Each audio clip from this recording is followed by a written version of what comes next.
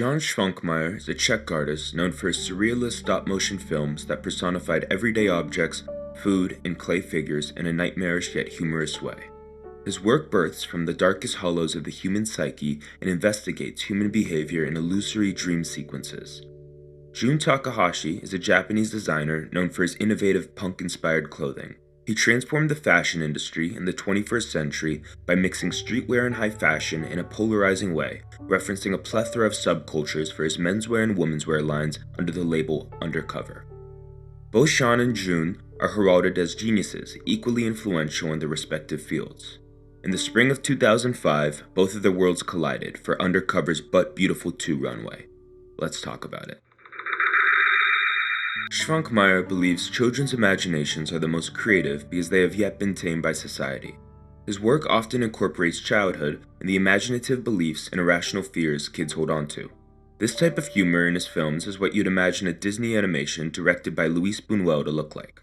He has a very Freudian attitude towards human psychology, describing dreams as the direct key to consciousness. This principle is embodied in his films, where the plots are often non-linear yet rhythmic, and the imagery is beautifully random yet thematically cohesive. Jun Takahashi is a big fan of his work, and for But Beautiful 2, as stated on the tags of the garments, the collection was an homage to Svankmajer. He mainly referenced three major works of his: Alice, the Jabberwocky, and Food. I will be focusing on the womenswear collection, since Jun says his menswear was always a cast-off of his womenswear, and that it didn't interest him much until his first menswear show in the later 2000s. Now for the analysis. The show was presented in the Théâtre de Bouffe du Nord, which is constructed of raw, distressed terracotta walls. This deteriorating atmosphere was reflected throughout the collection in jackets and dresses made of cracked and peeled 18th century wallpaper prints. Decay is a recurring visual theme in Svankmajer's films, and in almost all of them, rotted, dilapidated textures are ever present.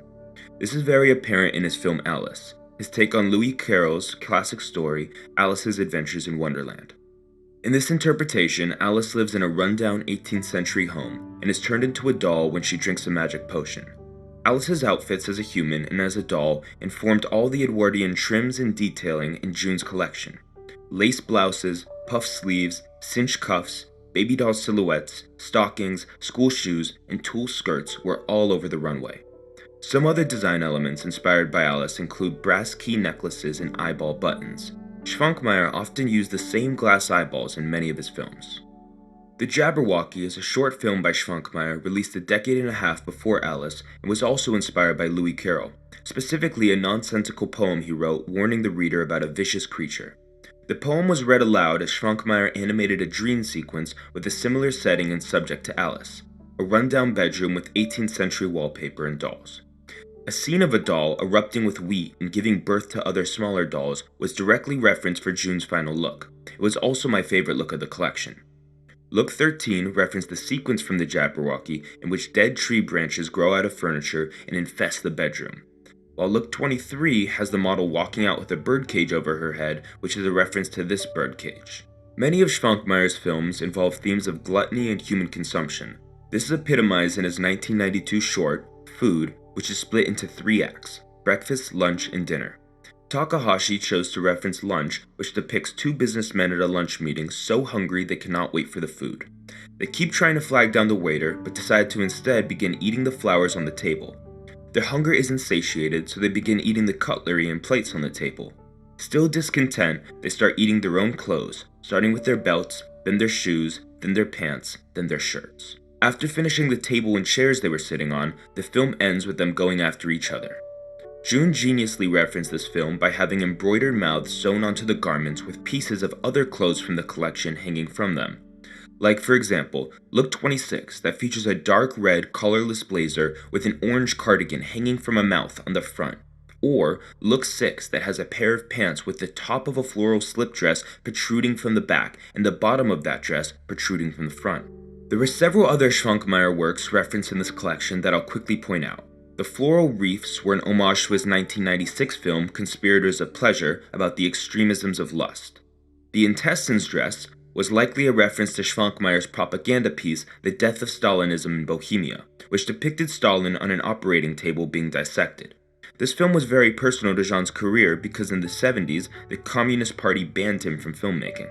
The reconstructed t-shirt doll created alongside this collection was in the shape of the clay hand from his film Darkness, Lightness, Darkness, which also was the reference for the yellow flower prints seen throughout the garments and on the shoes. This collection is a testament to incredibly intelligent referencing in high fashion. Often in the industry, referencing is done quite crudely. There are a multitude of ways to be inspired by someone else's art, and it is a skill taught at the most prestigious fashion universities around the world. Humans cannot create without first consuming. We need the raw materials to soak in, marinate, and spew out a seemingly original product. In the fashion industry, I believe there is good and bad referencing. The But Beautiful 2 runway is an example of well-executed referencing, and it only came from one source. Designers today should be encouraged to extract from as many different mediums as they can for their collections. The more ingredients in the pot, the more unique the flavor of the meal will be. There are many different ways to reference, both direct and indirect. Prints, shapes, fabrics, poses, models, and even ideology are just some ways a designer can take inspiration from something or someone. I find the more direct a reference is, the less interesting it is.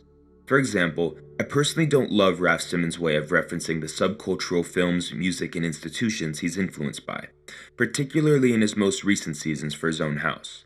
For his Fall/Winter 18 show, Youth in Motion, which was a PSA on the dangers of adolescent drug use, he references the German film We Children of Bahnhof Zoo, a biographical film about addiction by taking stills from the movie and putting them on graphic tees and skinny jeans. He also took the cover of the book Drugs by Cookie Miller and Glenn O'Brien and turned it into a sleeveless hoodie reminiscent of his 2002 Collapse hoodies. To me, this is lazy, overt referencing and doesn't introduce any new ideas. Great fashion requires great research. Without knowing what has been done before, it's difficult to create anything new. And once something interests the designer, it's their responsibility to interpret it in a way authentic to their design language. I advise young designers to open themselves up to new art forms, artists, historical movements, and any bit of material they could put in their creative pot to cook up something tasteful. In the description of this video, you could find links to some of my favorite films by Svankmajer and also the Vogue runway of the Undercover 2005 collection. If you guys have any other input on this topic, have any references that I didn't mention in the collection, please leave them in the comments section below. I would love to learn more. If you like this video, please subscribe and follow my Instagram page, Your Fashion Archive.